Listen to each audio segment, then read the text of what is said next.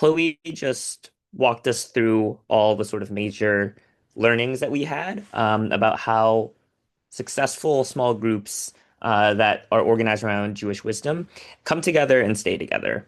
And from there, we began to unpack what we saw as innovation and opportunity areas for how we might begin to build things that can actually help these groups function better and work better together. So, one thing that we wanted to really highlight was that the transformation induced by these groups were most effective when they felt like they were engaging deeply with wisdom. The wisdom was a core element in making sure everything worked. Um, you have someone like Erica saying that what's really powerful here is the return to this ancient wisdom that makes it feel really relevant, that helps them make a change in their lives. That it is a journey of maturing, as Zach would say. And we wanted to have this quote by Pastor Steve from Saddleback Church because we think it really highlights the importance that wisdom plays throughout the entire process. He says that for groups to succeed, you need to be clear about what people are working towards. The more vague it is, the more wandering you'll get. And so part of the challenge is articulating a resonant vision of that wisdom that can really give people a sense of what it is that they're working towards. Um, of course, the wandering can be the point in some ways, but it needs to be presented in a way that people understand it and see the value in it. The challenge that we face, though, is that a lot of people don't have a unified vision of Judaism as wisdom. Instead, they see it as a culture, religion, an identity, and the sort of wisdom dimension of it is often kind of like left in the background. Um, Amy says, for example, that when her wife introduced her to the idea of a Jewish history class, she was initially skeptical because she saw it as first and foremost a religion rather than a wisdom tradition that she could ultimately find value in. And when she did take the class, it was this sort of strain of wisdom that she found really resonant. So, for Jewish wisdom to really flourish, it's important that we need to reframe it under a broader philosophy. A philosophy that distinguishes itself meaningfully from an overly prescriptive religion or cultural identity, um, and that gives people a space to reimagine what it means for Jewish wisdom to come to life. What's interesting is that religions like Buddhism have done this successfully by adapting their fundamental strengths to speak to contemporary needs. For example, modern day Buddhism champions, convenient daily practices like breathing exercise that help people navigate contemporary challenges. They provide approachable content and concepts that distill complex worldviews, for example, karma, into principles and kind of packages that people can easily understand in day-to-day life. And they focus on experience over doctrine. It has intersected with an empirical approach that lets people test their own experience rather than kind of blindly accepting doctrine as truth. And its multisensorial nature has really helped bring this wisdom to life through a variety of avenues. Meditation embodies a mindful, direct encounter with experience that it's trying to articulate. Multisensory spaces help bring this to life through a variety of senses. Uh, our colleague Lubava had this really wonderful exercise where she asked us to close our eyes and imagine what Buddhism sounds, smells, tastes like. And everyone in the room was able to do this because I think it's really effectively conveyed its wisdom through an environmental, fully fleshed out sense that feels immediate. And I think the challenge and the task at hand is for us to ask ourselves what it would mean for Jewish wisdom to be able to communicate itself along those vectors. In order to do this, we need to return to the fundamental aspects of the wisdom tradition. We had this respondent from a psychedelic Shabbat who I think phrased it really wonderfully. He said it's like the Grand Canyon, this wisdom tradition, where you can see all the layers that have accumulated over time. And the task that he sees at hand is to really get rid of all the dust and dirt, and get to the bedrock of the thing itself. But not to stop there, but then to continue adding to it, to begin with the bedrock and work to something that feels really relevant and resonant in the kind of contemporary lives that we lead today. And what was really illuminating about our conversations was that there were strengths in the wisdom tradition that groups were already picking up on and gravitating towards. The fact that it encouraged questioning, um, that it guided action in the world, that it wasn't some sort of abstract, transcendent practice, but something that felt imminent, that could guide their day-to-day interactions, that it was ancient and time-tested.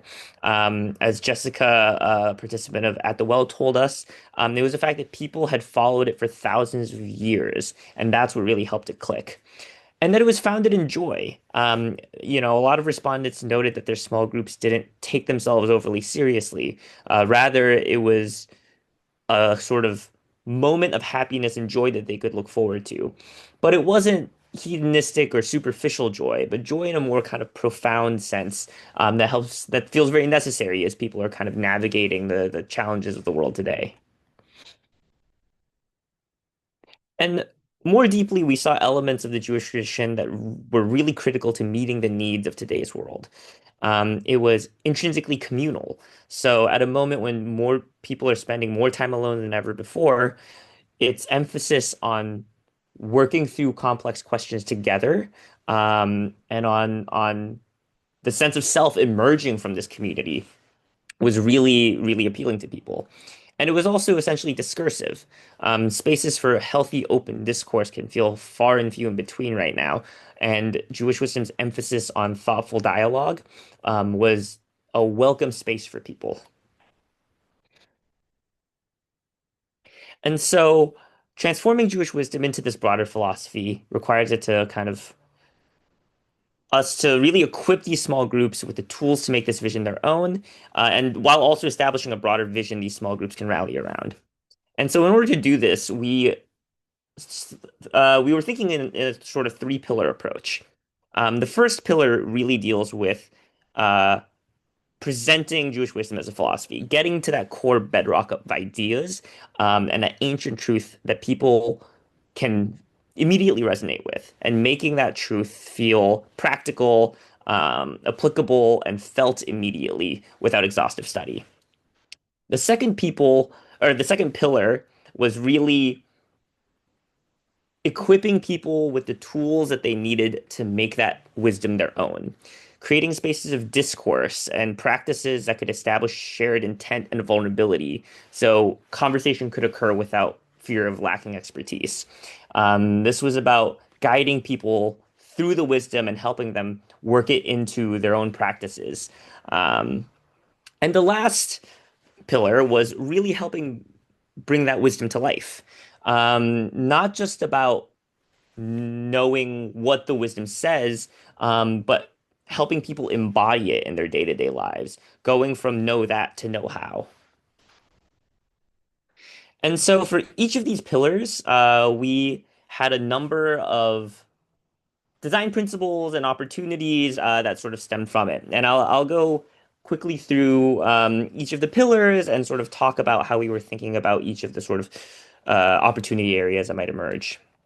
The first pillar, as I said earlier, was around exploration and unlearning, really getting to the core principles that animate the wisdom tradition. And so the guiding objective here is that we need to establish Jewish wisdom as an ancient truth that can become felt, practiced, and practical without exhaustive study. And in doing so, define an inviting canon where ancient wisdom becomes actionable life skills for all. The key considerations motivating this pillar were one, that a lot of people said they didn't feel, quote, Jewish enough. Two, that non-Jews don't know where to start in the tradition. And three, that, more and more people are identifying as spiritual but not religious. This yielded a set of design principles that can help structure any sort of product or initiative that we might come up with in this territory. And each of the pillars has a sort of set of design principles that we've developed in line with the broad considerations of the pillar. For this pillar, it was really one, emphasizing discourse. So making sure educational programs, syllabi, etc., should be geared towards learning through conversation and questioning, not through top-down one-way instruction. Creating multiple entry points. So designing groups with programming that can really let people come into the knowledge through different access points. Keeping the language grounded. So language and curricula should feel relatable and implementable in people's lives rather than overly abstract or academic. Emphasizing history and time, so drawing out the temporal qualities of Jewish wisdom, how it emerges from a foundational, tested knowledge tradition that holds a lot of relevant truth for navigating the world. And finding physical expressions, so incorporating physical modalities into practice that can help people access wisdom in a way that feels felt, not just cognitively apprehended, but embodied. And each of these netted a sort of set of innovation territories as well. And so it's within these innovation territories that we were ideating specific solutions. And I'll go into each one of these in the following sort of slides. The first innovation territory was what we're calling ancient wisdom for a modern world. Um, as we've said several times already, the idea of Jewish wisdom as ancient wisdom was really powerful for people because it gave them permission to develop a more immediate relationship to the source of wisdom rather than the sort of millennia of adjacent discourses that could easily become intimidating and overwhelming. And it also spoke to a truth that felt foundational, universal, and situated in deep time. And so some of the sort of more product-driven ideas that netted out from this territory were, for example, what we're calling wisdom for modern angst. So a guide that takes 10 to 15 concepts from the vast wisdom tradition and organizes it by a specific modern topic of seeking, whether it's technology use, your relationship to nature, and provides practices that people can do with others in that spirit. The second territory that we had, we were calling owning paradox and seeking with humility. Um, in an ecosystem that is oversaturated with quick fixes and easy solutions, people are interested in being taken seriously, and in recognizing the difficulty of the questions that they're asking. Um, there was this article in The Atlantic recently that spoke about seekers in the Catholic tradition, and it was saying that this emphasis on something difficult and strange was becoming more palpable. People didn't want easy answers. They wanted something that challenged them. And respondents expressed a similar sentiment when they shared that one of their favorite aspects of Jewish wisdom was this ability to question and be challenged. And so for example, one potential product solution here is what we're calling resisting easy answers. So identifying a key area of dislocation where people need guidance and community, whether it's death, the experience of leaving a religious community, or the experience of being Jewish after October 7th. And create a program explicitly positioned as an alternative to the easy singular answers offered by most institutions. Or another sort of more medium lift solution that we were ideating was what we're calling intergenerational membership. So, as an alternative to traditional facilitator training, what would a program look like that pairs leaders at different stages of their journey? Not so that one can merely teach the other, but so that they can grow and question together. And this goes back to the sort of mentorship observation that we had in the sort of first section of this research, where we said that the most sort of valuable model for people was not necessarily explicit instruction and programmatic training, but interpersonal relationships. The final territory here is what we're calling knowledge that's immediately felt. So, in order to overcome imposter syndrome and the feeling of not knowing enough, it's really important that people develop avenues to knowledge that help them feel its resonant truth, that it circumvents the potential difficult obstacles with sort of cognitive apprehension by helping them emotively and affectively feel the knowledge more immediately. And so, one of the product solutions we were ideating here was what we're calling sort of activating knowledge. So, what would it look like for a guide that pairs specific pieces of wisdom with practices that help activate or bring it to life? If a piece of wisdom we want to communicate, for example, is the pause between stimulus and response, can we illustrate it with a breathing exercise? Are there exercises that can help people understand at the level of felt experience what this wisdom is trying to communicate. The second pillar is what we're calling discovery and creativity. And this is really about giving people the space to encounter the knowledge and the wisdom in a way that they can feel like they can grapple with it, question it, use it to connect with each other in meaningful ways. And the considerations motivating this pillar were really that one, a fear of lacking expertise can keep people from deeply engaging with wisdom and exploring what it means to make it their own. Two, vulnerable discussion helps people overcome intimidation, but it can be really hard to establish. And three, creating an environment that supports discovery requires a lot of intention setting, and people find that quite difficult to do. And so the design principles to really establish this shared intent and vulnerability were one, helping people create small, safe spaces. So designing environments where people could feel at ease with one another. Displaying vulnerability, so creating programs that lead by example by having the leaders or the sort of group facilitators really model the vulnerability that they're looking to kind of inculcate in the group. Structuring meeting beginnings, so people providing people with anchors and ways into an intention setting meeting, because we know how difficult it is for things to go from the sort of uh, cocktail chatter pleasantries that happen when people are filtering in to an actual intentional start.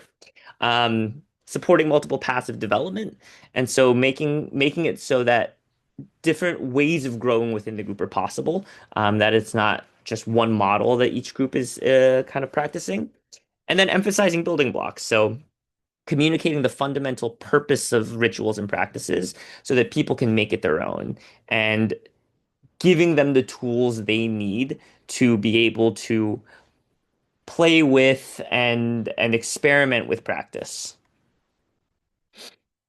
And these also yielded initial innovation territories. The first of these being what we're calling cultivating lasting community. And so, opposed to larger groups, the advantage of a small group is that individual members are able to have really personal relationships with each other. Nurturing accountability is a really key like aspect of developing the meshwork that ultimately holds these groups together. And so it's important to figure out ways to strengthen these bonds. So I think some of these thought starters really stem from um, the research that we did, that we discussed earlier on, whereas others are also sort of, add to that by trying to build these closer bonds as well. So, for example, one of the solutions that we were thinking of was jumpstarting next generation leaders through a fellowship model that matches 2 to 3 people into a seed group. So knowing that seeds and sort of dyads and triads are really key for small group accountability early on, what would it look like for an incubation model to really begin from that premise rather than from the individual? Um, Low-lift solutions include things like helping people integrate buddy systems into their groups. So when designing groups, pair off new group members with each other to help develop a sense of accountability and interpersonal relationship that can really provide the anchor for the group experience.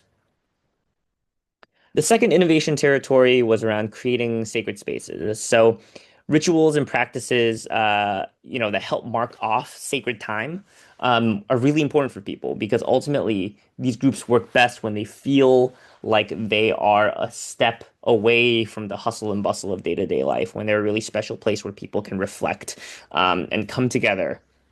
And so the solutions here range from, for example, homey environments, where, an institution could partner with an architect to create a design blueprint that synagogues and other kind of spaces could use to create spaces that feel really personal rather than more clinical or sort of more cold. Um, and recipes for wisdom. So, creating a cookbook that people can use when hosting gatherings and tying the specific recipes to relevant rituals and practices that can get people sort of in the sort of mindset of wisdom practice. And one thing that we did notice was almost every group that we spoke to had food in one way or another involved. And so it was a really powerful vector for one, bringing people together, but also sort of communicating the ambiance, and the overall intent behind the meeting. And the last territory is what we're calling owning meaningful discourse. Respondents repeatedly spoke of questioning and discourse as key elements of the wisdom tradition. Um, and these weren't just, everyday small talk pleasantries. They required a really intentional and safe space to occur. And so a key task for us is developing ways that and products that can actually help this space emerge. So one thing that we found really powerful in certain small groups was the role of guest speakers. Having a sort of an author or a thinker attend a small group and provide their thoughts, both provided it with a sense of the group with a sense of legitimacy that spurred further engagement, but it also brought new ideas to the group. And so, what would a network of guest speakers that small groups could request or access look like? We also were thinking about kind of tech-driven solutions as well. So what would sort of chatbot that could be inserted into a group chat that offers prompts and bumps and that encourage reflection look like? Um, and the final pillar we're calling physicality and joy. And the idea here is that wisdom should be seen not just as knowledge, but as practice. Not something that's merely known, but know-how that is actually embedded into everyday life. And the key considerations here are just that wisdom is not something merely studied, but felt. That a meaningful life comes not just from what you know, but from meaningful repetition and habit. And living out wisdom is a joyful exercise, ultimately, not a rigid discipline. And so the design principles that we wanted to emphasize were one, creating multimodal programming. This is something that I think sort of exists in some form or other across the other pillars. But I think here it becomes particularly important in that wisdom and joy can be felt through a variety of different avenues. Emphasizing routine. So making sure that the structure of, meetings and engagement ultimately helps people embed it into their day-to-day lives, providing a foundation for individual practice, um, so that the small groups provide an entryway into a practice that they can take into their, day-to-day lives and actually live, not just when they're meeting, but outside of the meetings as well. Speaking in multiple languages, so being able to capture the benefits of the practice, not just spiritually, but socially, scientifically, being able to speak to these benefits in a compelling way, through the different modalities that people engage with knowledge, and making wisdom joyful. Even though the group practices are ultimately geared towards, higher order benefits like self-transformation, it's important to emphasize the immediate joy that people can get by actually participating in these groups. And so the three territories here, the first of which are we're calling choose your own adventure, because for small groups to promote fulfillment, it's important that they feel inclusive and give people enough variety to find engagement and joy in their own ways. Respondents were ultimately really appreciative of group activities that gave them, room to lean into formats and approaches that came most naturally to them. And so, one idea that we had was thinking about what it would look like to have a wisdom center. We went to a couple of Zen centers as part of our research, and we found it really interesting how these centers provided a sort of container space to support and host ecosystem of practices.